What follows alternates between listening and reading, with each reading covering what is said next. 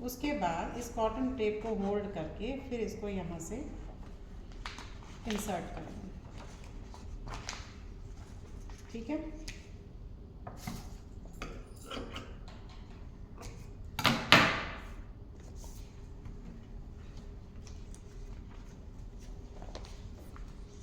ठीक, फिर ये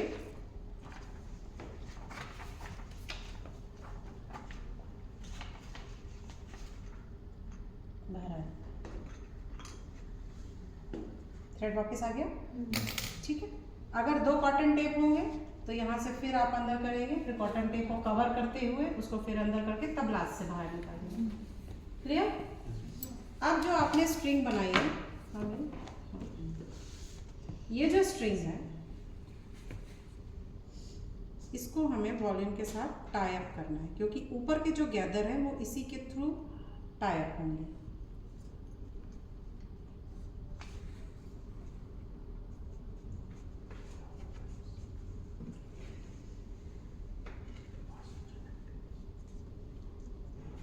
क्या खुसुर खुसुर तुम लोगों का चलता रहता है? एकदम से इतना टफ कैसे हो गया? अभी तक तो हम लोग फुल टेस्टिंग में कहाँ आने वाला? अब ये हम स्ट्रिंग, अगर आपके पास एंड शीट बनी हुई होती है तो ये स्ट्रिप के पहले, गैदर के पहले एंड शीट लगा लेते हैं। अगर आप एंड शीट बाद में लगाना चाहते हैं तो हम इतना थ्रेड छोड़ देते हैं। कभी भी एंड शीट जॉइंट थ्रेड के साथ नहीं लगाते। अगर आपको लगता है कि मेरा थ्रेड एंड शीट को कंप्लीट नहीं कर पाएगा, बीच में खत्म हो जाएगा, तो जॉइंट एंड शीट में लगाने के पहले आप उसके पहले के 1-2 गैदर पहले से आप थ्रेड को नॉट लगाएंगे। कभी भी जॉइंट एंड शीट पे नहीं लगाएंगे। बात समझ आ गई? नहीं आई? क्यों? क्यों नहीं आई?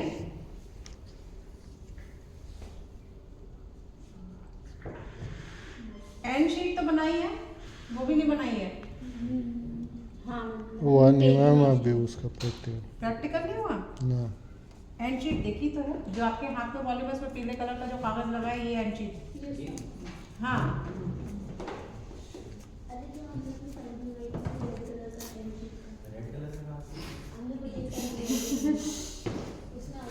उसमें था वो रेड कलर का जो हमने टू रिपोर्ट में। तो वो खाली पेज जो लास्ट में दिया जाता है उसी का एंड शीट है।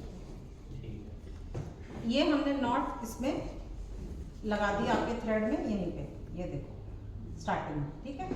दूसरे में हम नॉट नहीं लगाएंगे क्योंकि वो ऑलरेडी थ्रेड के अंदर चला जाएगा।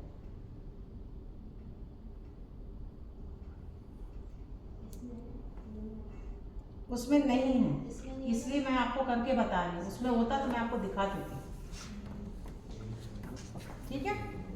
ये नीडल इसमें पियर्स कर देंगे और ये आपका थ्रेड इसके साथ, स्ट्रिंग के साथ अटैच हो गया। इसके बाद आप सेकेंड गैदर उठाएंगे। सेकेंड गैदर को सेम प्लेस पे इसी तरह अटैच करेंगे। ये नीडल आपने जहां से निकाली है वहीं से आप इसको अंदर की तरफ इंसर्ट करेंगे, ठीक है। फिर आप स्ट्रिप के इस तरफ से निकालेंगे, इधर से निकालेंगे,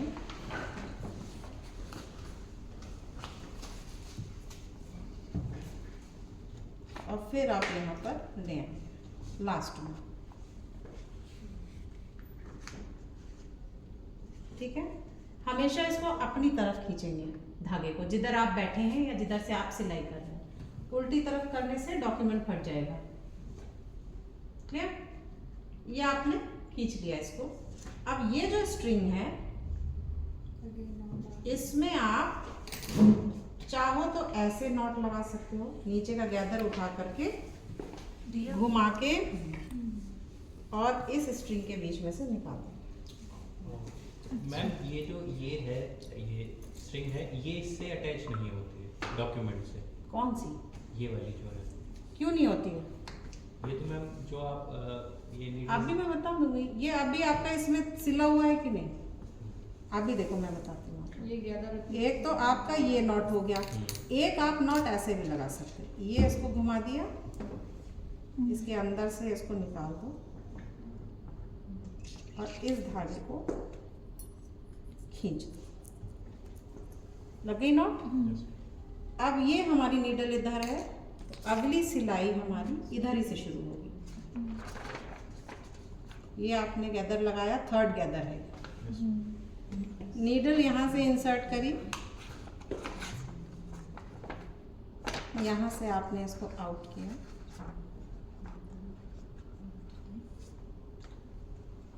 ठीक है। सेंटर वाला धागा आपको एक साथ सिलना नहीं है, नीडल धागे को क्रॉस नहीं कर रही है, ध्यान रखना। फिर यहाँ से आपने इसको इंसर्ट किया, यहाँ से निकाल दिया, आ गई है। अब आप कह रहे थे कि ये इसमें अटैच नहीं हुई, अब आपका काम नहीं है। मैम, मैं जैसे कि इससे स्टिचिंग नहीं होगी, ये जो धागा है स्टिचिंग तो नॉर्मल से ही होगी ना, इसको ये इसको सपोर्टिंग जोड़ है, ये स्टिचिंग थ्रेड का सपोर्ट है। दो। हाँ बस मुझे यही कंफ्यूजन था। हाँ नहीं, ये सिलाई नहीं होगी इसमें से, ये स्टिचिंग थ्रेड का सपोर्ट होता है, क्योंकि धागा अगर सिंगल होगा तो वो टूट जाएगा, क्योंकि ये 3-4 बार फोल्ड करके बना है ना, तो ये मजबूत होता है। तो ये थ्रेड भी